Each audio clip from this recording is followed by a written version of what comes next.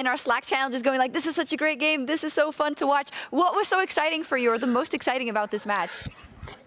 Honestly, it was just like full-on limit testing the entire game. Like the first 15 minutes, especially, like both teams were just playing to the absolute limit of their champions and showing just such a great grasp of knowing how far they could push their individual picks. It was also like a great showing of how these teams were like playing with their lane priority. I think Mad Lions did a great job of that early on. G2 the same. It just felt like one of those great regular season games in the past, like a G2 and Fnatic in like 2019. I feel like, where it was all about these just fast-paced skirmishes, bloodbath across the board, and at the end of the day, there's kind of an arms race in draft in a lot of those matchups where it's like, if you can grab globals, if you can grab a TF, like if you remember G2 Fnatic in the past, like whichever team gets TF is going to have a really good shot, and I felt like that was kind of the deal breaker for G2 in this draft. Yeah.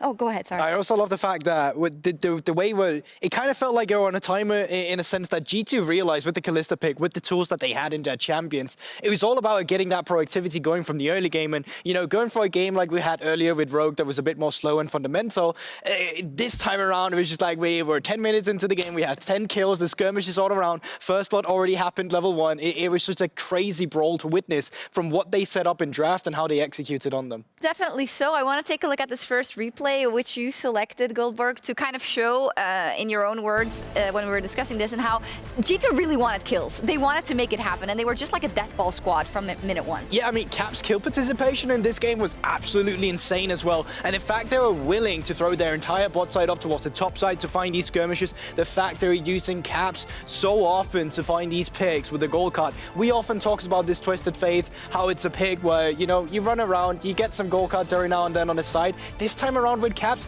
it feels like if you wanted to encapsulate something that was close to perfection, that's kind of what we got every time he was walking around the map. It's been a while since I've seen someone play this clean of a Twisted Faith. Do you agree with that, Ender, on the Twisted Faith? Oh, absolutely. Like there were some side steps along the way, like just on a mechanical level, I am completely in agreement there with Goldberg. Caps played a phenomenal game, and I think Wonder also showed a lot of really good stuff. After the tanking tower shots and losing the 1v1 to Armut, like that was a huge blunder, but after that, it was very clean all around the board, and I felt like everyone kind of in this game was playing their champions at such a high level individually. Definitely so. And I think if you're hearing us talk now, you might say, well, Mad was also playing well in the fight. Yes, they definitely were. Mad was actually playing very well in the early stages of that game. But it did feel to me, Ender, that as we got a bit further into the game, and as you said, the arms race then translating into item points and power spikes and whatnot, and how to approach the team fights, G2 seemed like they had it under control. Yeah, no, they absolutely did. And I think a large part of this is when you're playing against like a double global composition, especially when it's the solo laners and they just have free reign to run around the map, the Twisted Fate and the GP. Once you fall behind, it is really hard to gain space back on the map and make plays proactively, because G2 can effectively play multiple different lanes. They can cheat priority by using those globals. And we saw just a mastery over that after this Drake fight, because this was a big turning point. And watch this, Carzzy steps too far forward. This is a big mistake from him in range of that Solar Flare. And yes, he has the cleanse, but then you have the GP ult and everything coming down. And this was the major turning point, because up until this point, Mad Lions were going blow for blow up against G2. But once this fight happens, G2 get a big gold lead. All of a sudden, those outer turrets start to fall. And it's once those outer turrets fall that you start to see those globals absolutely look monstrous. And it's important to show that it's not just Caps using his ultimate to, like, you know, gank a side lane, get a kill, and pick off. No, it's also using that ultimate within team fights to reposition, get into the backline, and just cause so much chaos. TF is a champion that, you know, usually gets outscaled by a lot of other mid laners because his damage profile just isn't as high as a lot of other mages you can run in the position. But it's his ability to get into the backline with stun cards, you know, layering that CC from a very far away that you can just stop them from dealing damage and set up your team for kills. Yeah, it just looked like he had more damage than the TFs that we usually see. Now, in this next moment, and I do want to preface this by saying that Mad Lions, even when they were falling down a little bit in the game, they found clutch moments like we've seen them finding clutches in the past. But this was a trade in terms of Drake versus Baron. And Ender, I'd love you to talk me through tactically if this was the right decision or not on either team.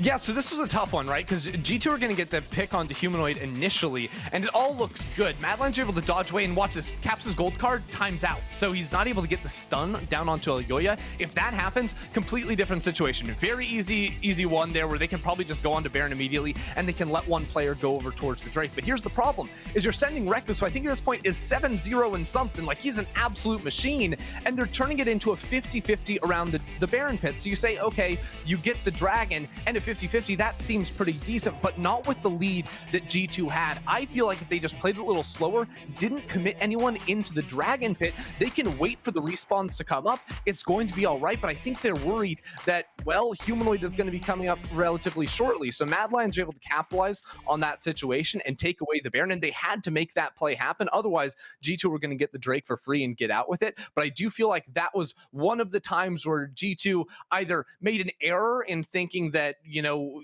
taking this 50-50 is all right, or just made the decision, well, if we get the Drake on top of it, we're going to be fine anyway. So at the end of the day, it's fine for them, but it did give Mad Lions a window to find some advantage when they had been losing for the last 10 minutes pretty much nonstop. And I think that sets up our last replay, as we can just hold off before we get into it, because Mikkel, you and me before, we're talking about the supports and how Mickey and Kaiser respectively were going to make an impact in this game.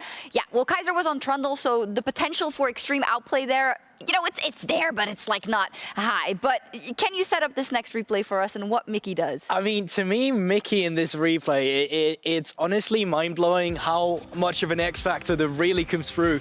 The pixel perfect flash on this scatter is absolutely crazy. In the moment when you watch him walk forward, you think to yourself, he's inting. He's going to send it blade, he's going to get stunned by the scatter of the wing, and there's nothing for him to do. But the pixel perfect flash comes through, and this is the X factor we often talk about in supports, especially at G2 with Mickey. Either it's from a flank or if it's from engages like this. And then the way it continues afterwards with Humanoid not being there from the side of Mad Lions, it becomes incredibly hard for them to find a skirmish near a Dragon Pit here. Yeah, I'm just completely flabbergasted that Mickey was able to get in and get away with that as well. Smooth you also criminal. had like Elyoya somehow winning out on the top side of the fight, but as soon as you land that smite secure, you know, using the Ren plus the smite, the timing on that was picture perfect. They're going to be able to wipe up the rest of that fight. Very nicely done, and look at that. Right out of the brush, flashes straight on through, just punches him in the face. Like, no reaction time there whatsoever. Poor Humanoid did not stand a chance. I love it. Fantastic play out of Mickey, Looks and so what a good. fantastic game to watch from both sides. Hope we get a best of 5 of this, honestly. But that said, G2 walks away with the win, and when we return, I'll be joined by Laura for a closer look at Adam, a frontrunner for Rookie of Summer, before Fnatic and Misfits face off in Game 5. Woof! What a game.